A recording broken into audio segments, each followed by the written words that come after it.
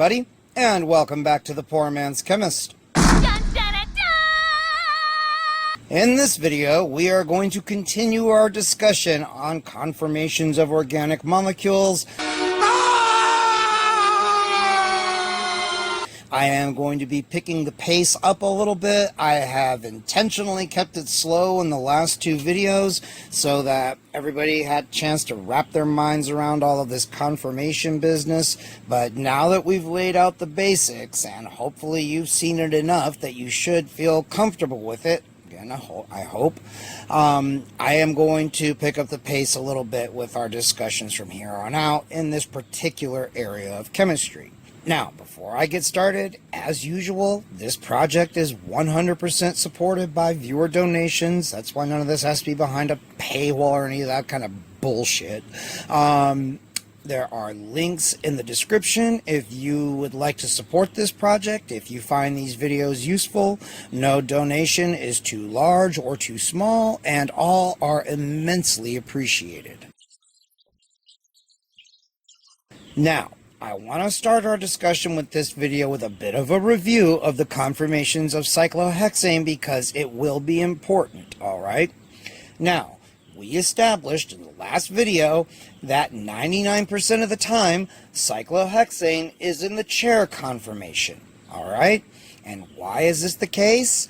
Well, in the boat conformation, we have these 1,4 diaxial interactions. Alright, you'll notice that I'm calling these 1,4 diaxial interactions and not just 1,4 interactions like in the last video. There's a reason for that, and we're going to talk about it. You'll remember that the textbook called these flagpole interactions, but on this channel we went with a better analogy, and instead I called these non-homo schlong interactions. Okay, so that makes this a 1,4 diaxial non-homo schlong interaction on this channel. Just know that in polite society you would just call it a 1,4 diaxial interaction, okay? And everybody would know what you were talking about. But here, as usual, we will be using mild vulgarity and crude humor in order to burn things into your mind. Alright? Besides, it's not that bad. I mean, come on. You can go hang out, with some truckers for half an hour and you'll hear 100 times worse than this shit. Now, so you'll notice that with cyclohexane, there are two equivalent chair conformations, all right? Now, I know, all you got to do is rotate this one 180 degrees and it will perfectly line up with this one. But they are, in fact, different. In this one, this carbon here is pointing down, and this one, it is pointing up, all right? This whole sequence of events here is called a ring flip, all right? And it's exactly what it says on the tin. The part that was pointing up is now pointing down. The parts that are pointing down are now pointing up. Alright?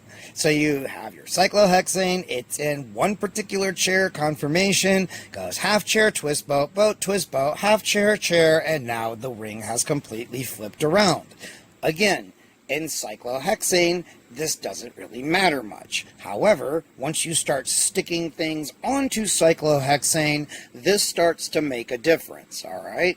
And again, 99% of cyclohexane is in the chair conformation because there are basically no non-homo schlong interactions and everybody's at the titty bar.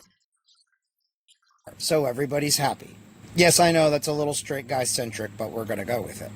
Alright, now we're going to talk about substituted cyclohexanes, axial and equatorial hydrogen groups.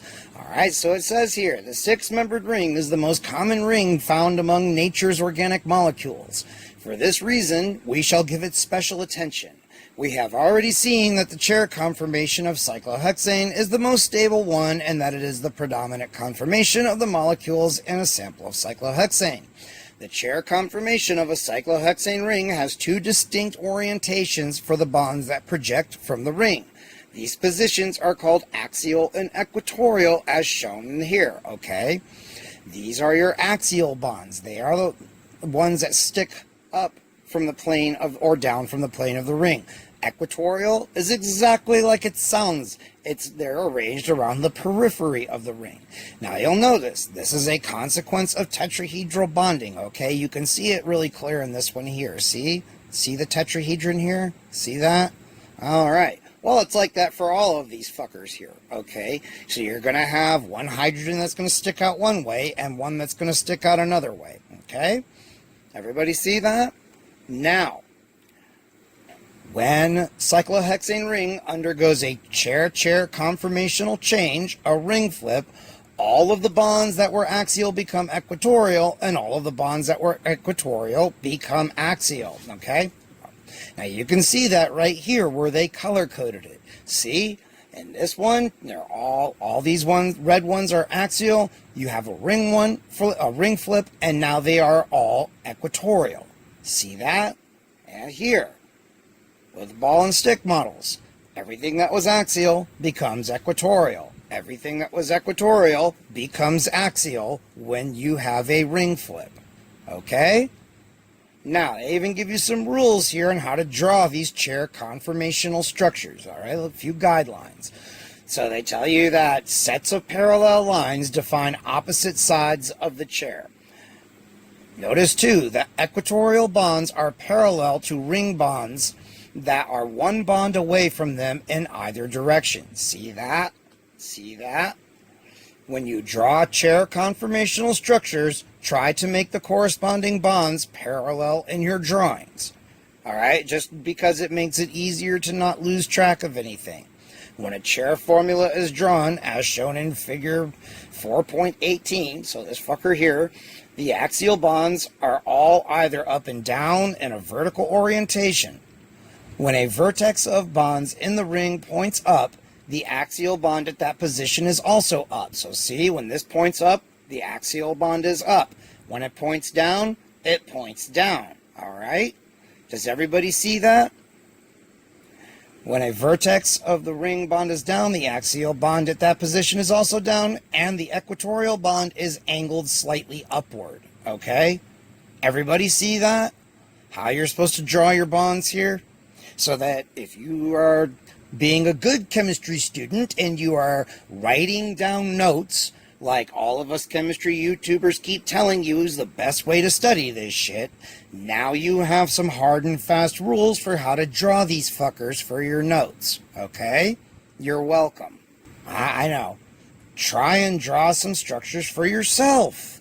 I know, right, textbook? If only. We can pray. Alright, now let's talk about the conformational analysis of methyl cyclohexane, which I can explain pretty easily just by using this picture. So you see that when methyl cyclohexane is in the chair conformation, there are two chair conformations it can be in. One is where the methyl group is axial, one is where the methyl group is equatorial. And just like it says here, the equatorial arrangement is more stable by about 7.6 kilojoules per mole. Well, why is this the case? When we have the methyl group, when you have a particular chair conformation where the methyl group is axial, you start getting diaxial interactions between the methyl group and the two hydrogens on the same side of the ring. Since these are on the third carbon away from this, see, 1, 2, 3, 1, 2, 3.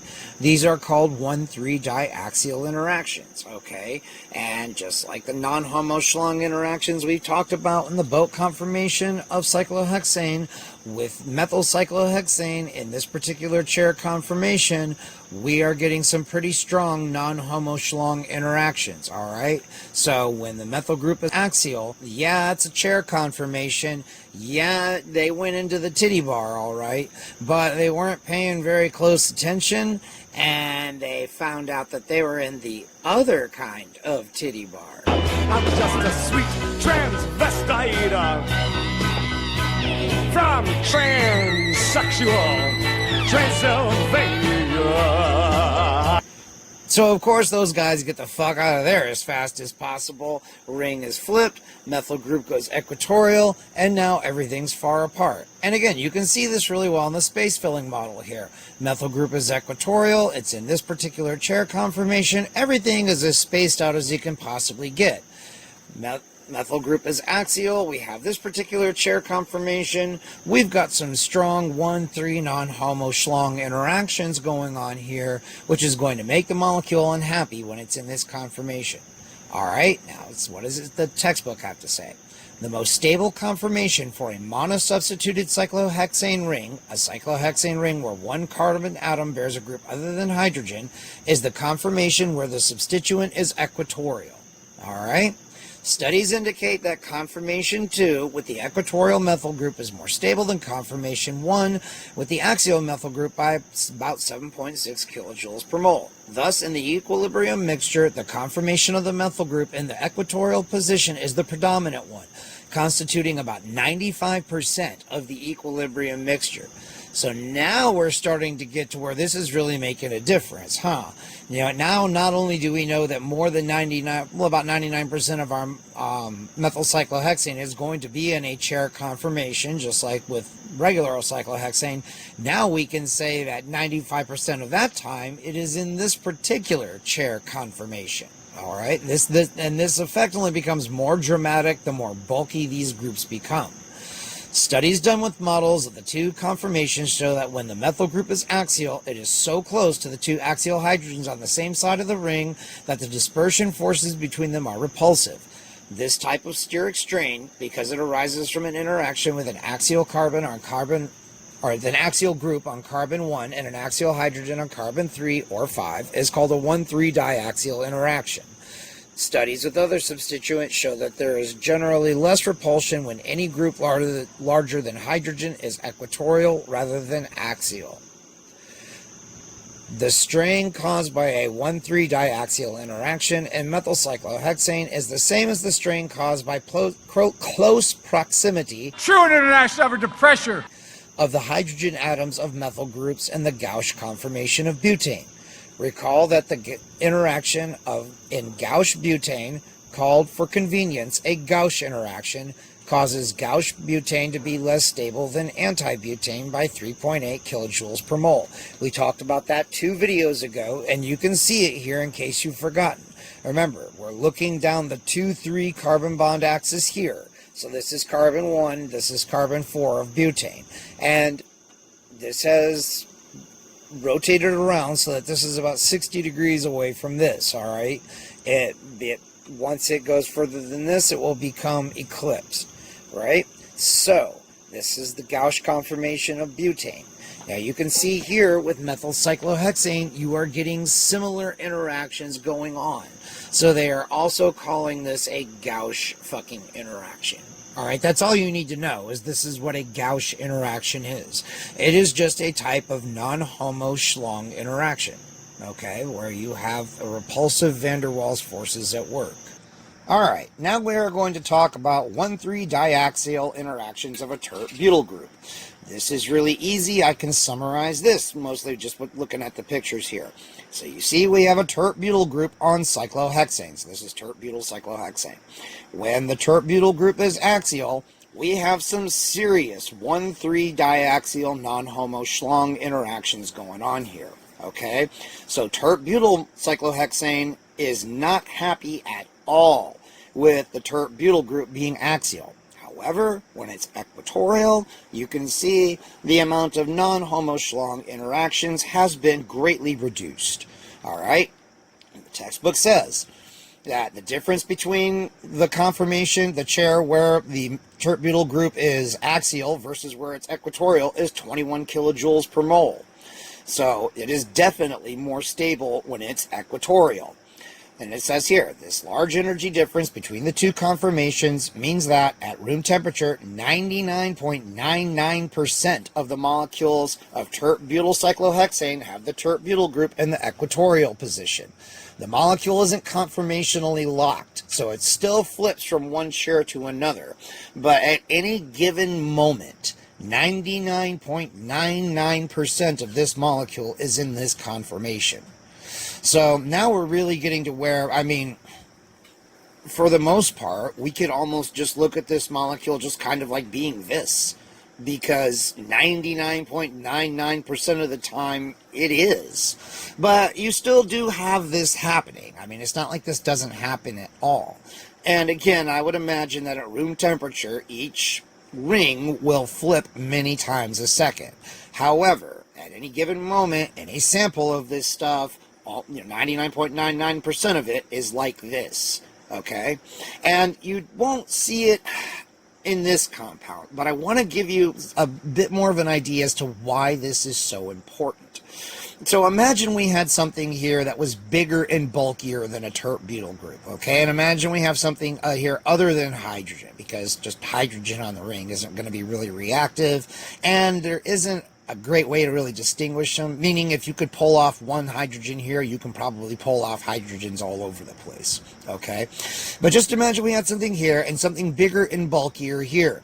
Now, if we want to do a reaction on a compound and it has to happen on these atoms here, one or whatever, if we have some huge, big-ass, bulky thing in the way, well, that's going to block anything from being able to get to those atoms. Whereas if we don't, then these atoms are open, things can come on down in here, they can have themselves a party, and, you know, everybody's having a good time.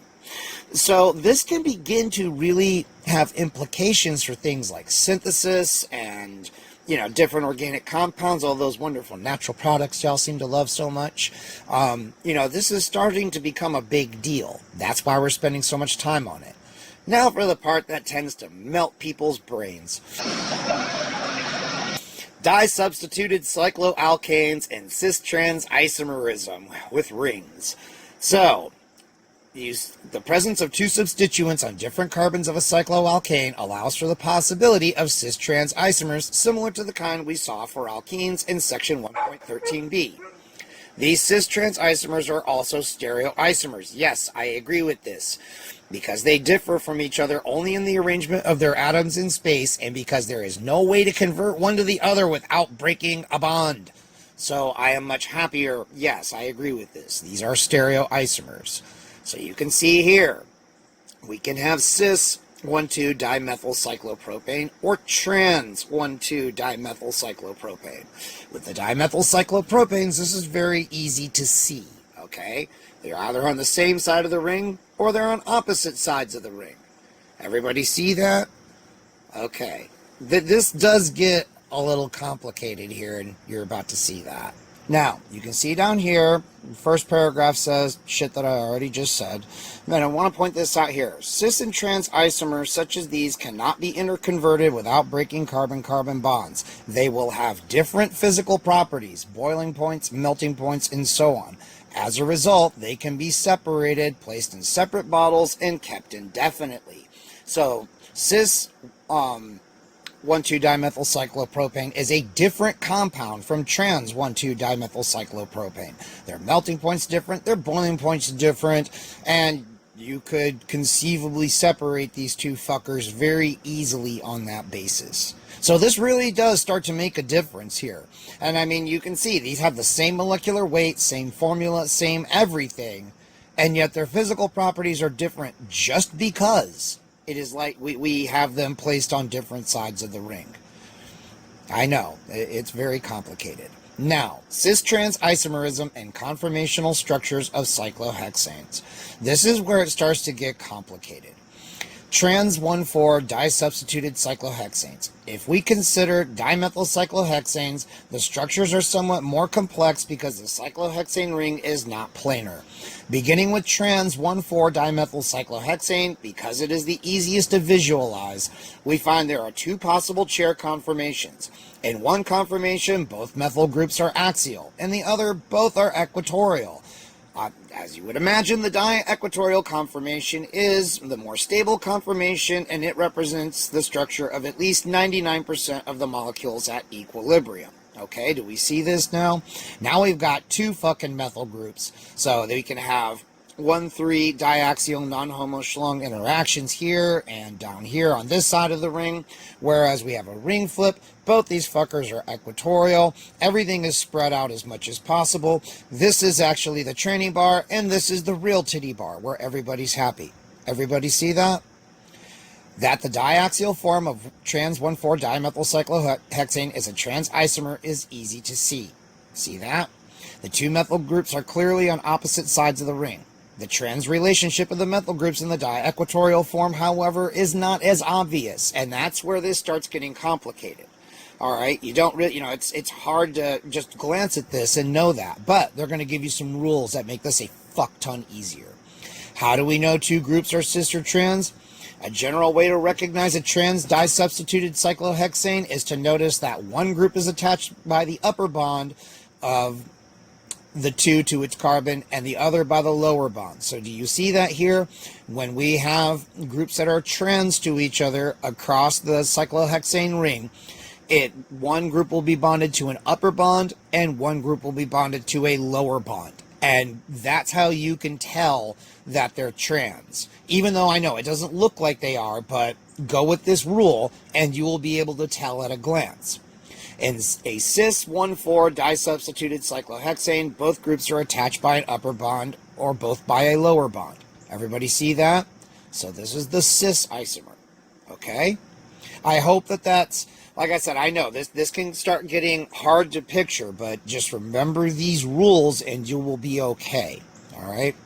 So cis-1,4 disubstituted cyclohexanes exist in 2 equivalent chair conformations. In a cis-1,4 disubstituted cyclohexane, one group is axial and the other is equatorial in both of the possible chair conformations. So do you see that? This one's equatorial, this one's axial, then it flips, this one's axial, and this one's equatorial. And because of this, the molecule is not going to prefer one or the other. Both are equally likely. So the 2 conformations of cis-1,4 disubstituted cyclohexanes are not equivalent if one group is larger than another. That's important. Consider cis-1-tert-butyl-4 methyl cyclohexane. All right. Now we've got a situation where the molecule can have either a methyl group axial or a tert-butyl group axial. Which one do you think it's going to pick? It's going to want to put the tert-butyl group to make it equatorial, to get it as far away from everybody else as possible, and it's going to want to keep the methyl group axial, because it's the one that's the least hindered. There are less non-homo-schlong interactions going on here with the methyl group than there will be with the tert-butyl group. Makes sense? When one ring substituent group is larger than the other and they cannot both be equatorial, the conformation with the larger group equatorial will be the more stable. All right? So again, this, more stable than this, molecule is going to prefer to be in this particular conformation because there's less non-homo-schlong interactions going on there. All right. Trans 1,3 disubstituted cyclohexanes. Trans 1,3 dimethyl cyclohexane is like the cis-1,4 compound in that each conformation has one methyl group in an axial position and one methyl group in an equatorial position. The following 2 conformations are of equal energy and are equally populated at equilibrium. Okay? So again, when one is equivalent to the other, it's not going to prefer one over the other because there's no difference between the 2. All right? Unfortunately for this poor molecule, there are going to be some non-homo-schlong interactions going on no matter what it does, okay? It's not at the titty bar. Now it's in prison. All right? And it just doesn't have a choice. You know, but Bubba told him to drop the soap, and it's either get a backside pounding or get your face pounded. You know, and you're damned if you do, you're damned if you don't. Now, the situation is different for trans 1-tert-butyl-3-methyl cyclohexane because the 2 ring substituents are not the same. Again, we find that the lower energy conformation is that with the larger group equatorial. I know. The hardest part about this is visualizing it. Understand why it prefers one over another is actually pretty easy. Cis-1,3 disubstituted cyclohexanes. Yes, we're going to go through all these fuckers. Cis-1,3 dimethyl cyclohexane has a conformation in which both methyl groups are equatorial and one in which both methyl groups are axial. As we would expect, the conformation with both methyl groups equatorial is the more stable one. Now, trans 1,2 disubstituted cyclohexanes.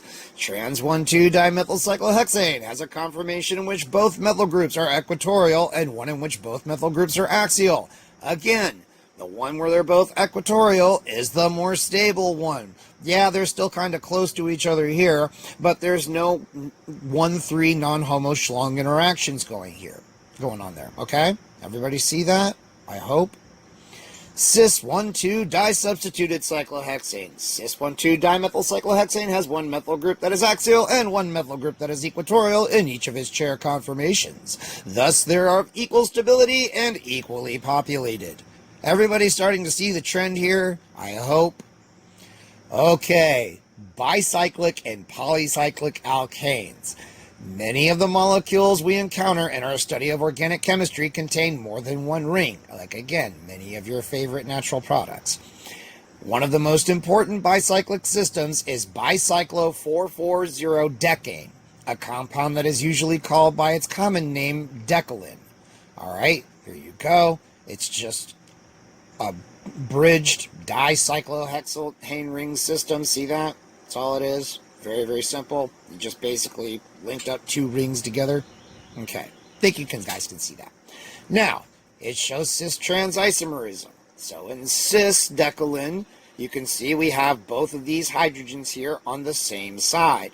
In trans-decalin, it's on opposite sides. And as you can see, this has massive implications for the shape of the molecule. Alright?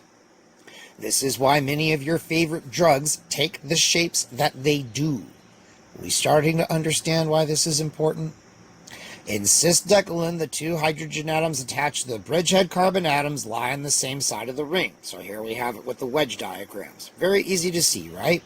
In trans-decalin, they are on opposite sides. We often indicate this by writing their structures in the following way. Okay? Everybody see that? All right. Simple rotations of group about carbon-carbon bonds do not interconvert cis and trans-decalins. They are stereoisomers and have different physical properties. So here again, the different melting points, different boiling points, you can separate these two based on their different physical properties, even though they have the same number of atoms, the same types of atoms, and the same basic bonding structure, but they are different in their arrangement of atoms in three-dimensional space. Okay? But again, it's very easy to remember. If they're on the same side, they're cis. If they're on opposite sides, they're trans.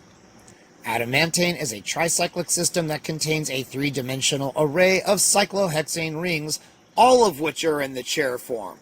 See that? That's pretty cool, right? Now, come down here to chemical reactions of alkanes. I know, you guys have made it through talking about a lot of these conformations. Now we're going to give you a little taste of chemistry before we finally close out this fucking chapter. Alkanes, as a class, are characterized by general inertness to many chemical reagents. Okay? That is really important. Alkanes are pretty much chemically inert. This is why I keep tinkering with the idea of using propane as an inert gas. If you could scrub all the other crap out of it and you just had, reasonably pure propane, it should be both very heavy and very chemically inert. I haven't been able to actually get it to work yet, but that's more because of problems with the purification steps, not because I think the idea doesn't have merit. Of course, it's flammable, so there is that downside. But if argon and nitrogen are hard to get, propane is a possible choice. You just have to be very safety oriented with it. Anyway, carbon-carbon and carbon-hydrogen bonds are quite strong. They do not break unless alkanes are heated to very high temperatures. Because carbon and hydrogen atoms have nearly the same electronegativity, the carbon-hydrogen bonds of alkanes are only slightly polarized. As a consequence, they are generally unaffected by most bases. Molecules of alkanes have no unshared electrons to offer as sites of attack by acids.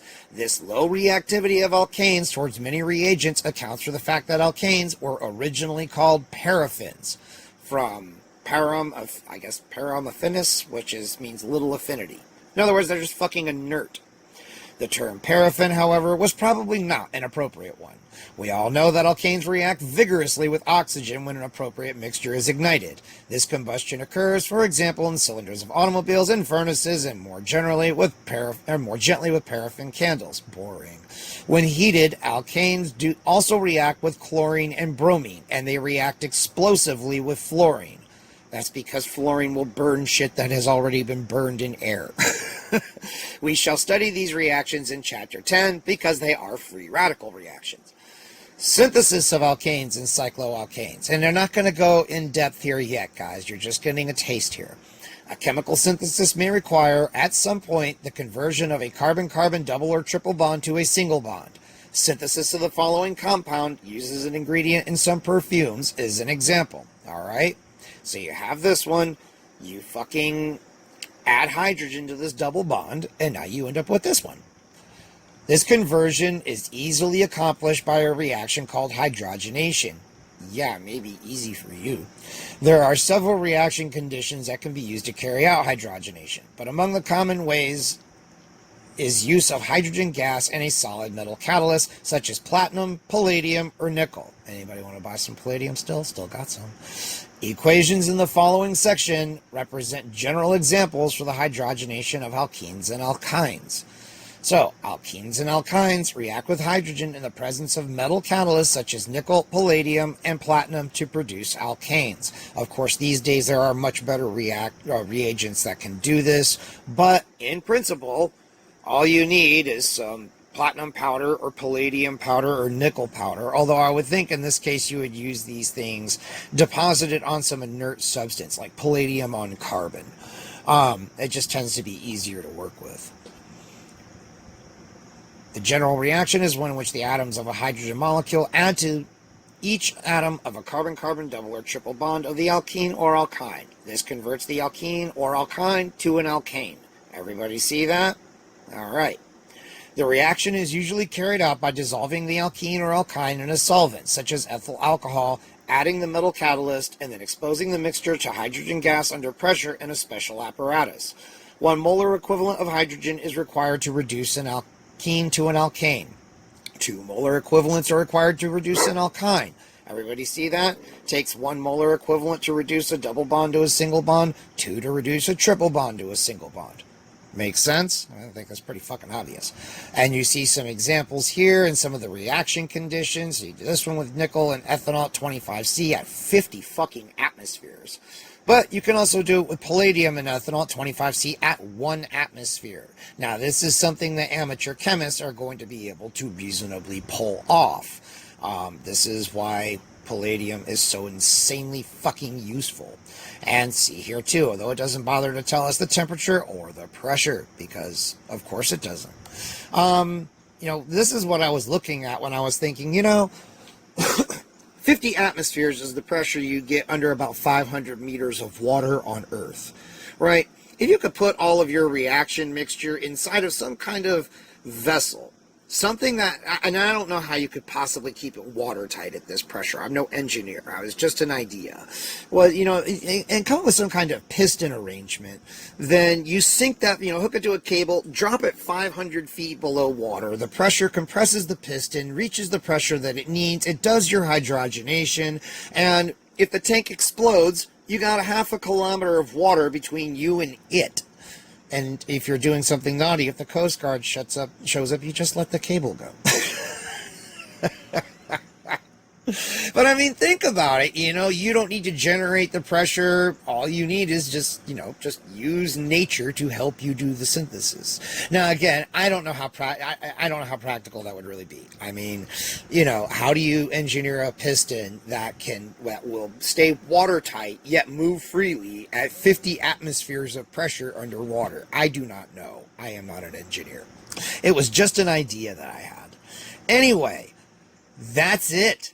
We are not going to talk about the index of hydrogen deficiency. If you are curious, you can read up on this if you like. This is, I think, I don't actually know this. This is just my personal thought. I think the index of hydrogen deficiency is some kind of vestigial holdover from analytical chemistry of days gone by, before there was modern instrumental analysis, and you could measure how much hydrogen was added to a sample of a compound to, say there was a double or triple bond there. An apparatus like that would be kind of a pain in the ass because you need to be able to, very accurately measure the volume of hydrogen before and afterwards, also the temperature, since temperature affects the volume of a gas.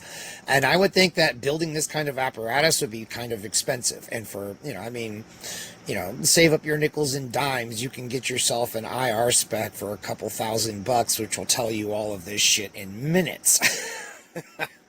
I mean, index of hydrogen deficiency is one of those things that you always learn about it in school, and then you never see it again. You never actually use it for anything. I think I've encountered this term a few times in my career since I've graduated from school. Like, we didn't even use it really in school. We just learned what it was, and then we just, never touched it again. So I don't know that it's really all that useful to anybody here. Again, of course I encourage you to read it by yourself, but we spent enough time on chapter 4. I mean, I'm not going to sit here and go over stuff that we're not really going to use in the future. So, yes, for the first time in this course, I am giving you some homework. Read this section on your own. If you have questions, of course, ask them and I will answer them. But, guys, we're not going to mess with something that's not going to be useful or really come up ever again. It's just kind of academic at this point. So there you go. You've done it. You've made it through chapter 4. Hallelujah. We are now going to pick up chapter 5 with stereochemistry. Now, there is a little special topic here. I want to scroll down till I get to it. Eventually, one of these days, it is way the fuck on down here. Yes, we have a little section on NMR. I'm going to save my discussion for NMR for later. I'm going to save my discussion of NMR for later, guys. We're not going to get into it here. I think there's an entire chapter on NMR in this book, and we will just jump back here when we get there. If you want to read it, again, of course, always encourage you to read the textbook.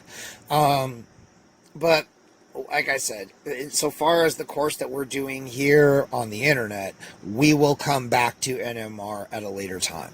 So, I hope you liked this video. Give it a thumbs up, and if you didn't, well, you probably won't like stereochemistry either. I mean, my God, what does it take to fucking please you? Subscribe, comment, share the videos. Please donate some money. And until the next one, y'all, I will see you later.